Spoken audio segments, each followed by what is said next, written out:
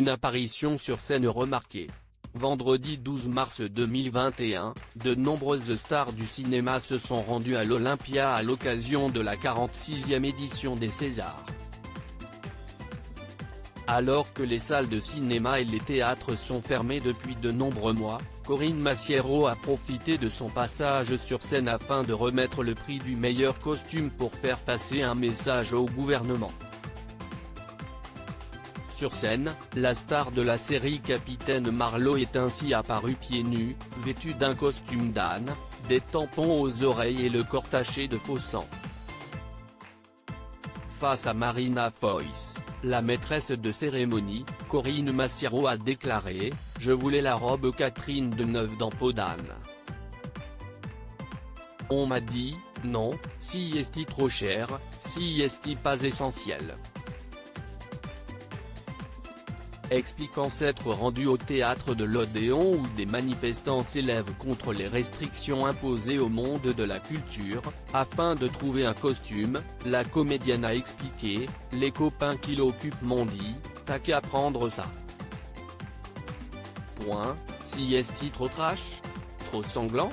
Si est pas mon sang, je suis ménopausée. T'as raison, si est trop trash. » Ensuite, si est face aux invités de la cérémonie que Corinne Massiero s'est entièrement déshabillée.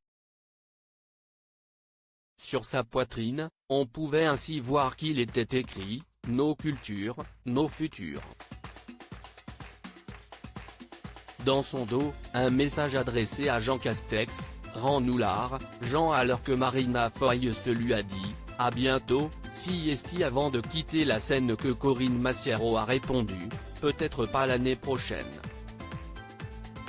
Moi, j'attends des actes. En mai dernier, la comédienne avait déjà fait part de sa déception quant à la gestion de la crise sanitaire.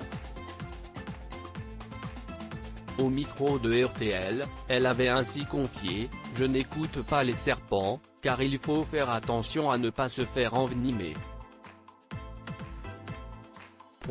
Moi, j'attends des actes, et depuis que ce gouvernement est en place, les actes, on a vu ce que ça a donné, donc franchement, je n'attends pas grand-chose. » Alors que le secteur de la culture est touché par la crise sanitaire, si est pour le Parisien que Corinne Massiero avait révélé quelques mois plus tard, si on autorise les gens à prendre les transports en commun et qu'on les empêche d'aller voir un spectacle, ça n'a aucun sens. Si rien n'est mis en place pour aider les compagnies, les techniciens, les intermittents, cela va être l'hécatombe dans les 3 ans à venir. Mais, pour ça, on n'a peut-être pas les meilleurs aux commandes.